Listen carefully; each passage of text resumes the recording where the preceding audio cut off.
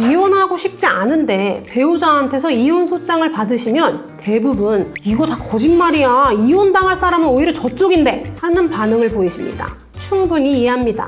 갈등이 오래 쌓이면 같은 일도 서로 다르게 기억하고 상대가 자기한테만 유리하게 써낸 소장을 보고 침착할 수 있는 사람은 없으니까요. 그런데 바로 그렇게 펄쩍 뛰면서 상대방을 비난하는 것, 그게 오히려 이혼당하는 지름길이 될 수 있습니다. 소장을 받은 건 이미 현실이니까 먼저 차분하게 하나를 정하셔야 해요. 나도 이혼할 마음인지 아니면 가정을 지키고 싶은 마음인지요. 이혼에 동의하시면 나도 반소로 이혼을 청구하면서 위자료나 재산분할, 양육권을 다투는 방향으로 가고, 이혼을 원하지 않으신다면 그 청구를 막아내는 방향으로 전략이 완전히 달라지거든요. 오늘은 그 중에서 가정을 지키겠다고 마음먹으신 분들을 위한 이야기입니다. 이혼을 막기 위해 반드시 주의해야 할 3가지, 끝까지 보시면 어떻게 대응해야 가정을 지킬 수 있는지 아시게 됩니다.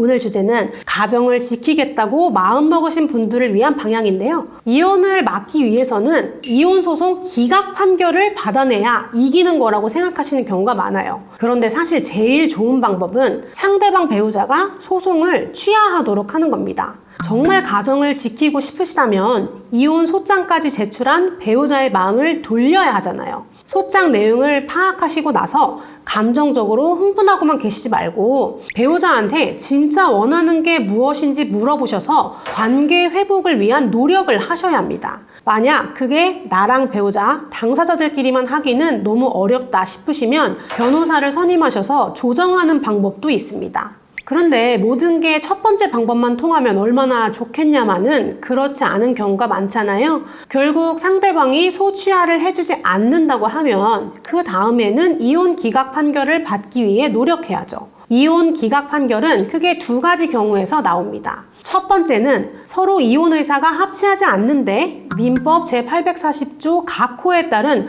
법정 이혼 사유가 없는 경우가 있고요. 2번째는 유책 배우자가 먼저 이혼을 청구한 경우입니다. 법정 이혼 사유가 없다고 주장할 때는요, 상대방이 소장에 적어서 낸 이혼 사유가 사실이 아니라고 반박해요. 예를 들어 상대방이 폭행이 있었다고 주장한다. 그러면 그런 정황이 없었다는 걸 병원 기록도 없고 경찰 신고 기록도 없다, 이런 것으로 보여줘야 돼요. 상대방이 내가 외도를 저질렀다고 주장한다. 그러면 카카오톡 기록이나 통화 내용 등으로 그런 적이 없었다는 걸 보여줘야겠죠. 그런데 항상 애매한 경우가 문제잖아요. 증거가 확실하면 왜 고민을 하겠습니까? 하나하나는 크게 안 보이는데 이거저거 다 합쳐서 결국 민법 제840조 6호 기타 혼인을 계속하기 어려운 중대한 사유가 있다고 주장을 한다면, 이때에는 내가 혼인 생활의 갈등을 해결하고 풀어보겠다는 의지를 보여주는 것이 중요합니다. 예전에 가사조사 절차랑 조정조치 명령에 대해서 말씀드린 적이 있잖아요. 가사조사나 부부 상담에서 적극적으로 혼인 생활을 유지하고 상대방을 비난하지 않으면서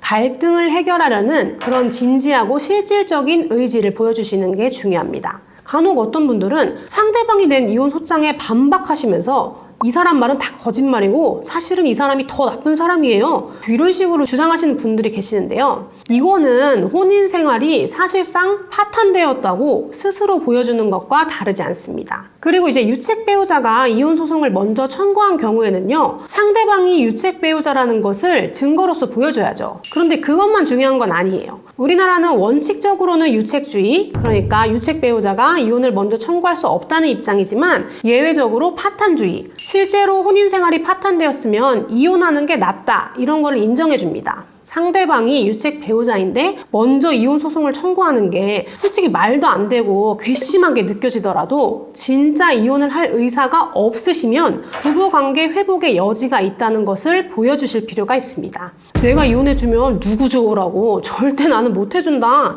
이런 걸 그대로 드러내시면 상대방을 괴롭히기 위해 혼인 생활을 지속하고 있다는 것을 그대로 드러내는 셈이 되어서 예외적으로 파탄주의가 적용될 수도 있어요.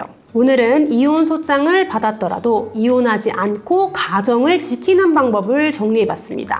핵심은 감정적으로 맞받아치기보다는 관계를 회복하려는 진지한 의지를 보여주는 것이었어요. 그런데 내 사건에서 상대방이 어떤 사유를 들었는지, 어떻게 대응해야 기각을 받을 수 있는지는 사정마다 완전히 다릅니다. 지금 이혼 소장을 받고 막막하시면 혼자 감정적으로 대응하시기 전에 고정 댓글이나 설명란의 상담 안내로 먼저 문의 주세요. 대응 방향을 잘못 잡으면 돌이키기 어렵습니다. 오늘 영상이 도움되셨다면 구독과 좋아요 부탁드립니다. 감사합니다.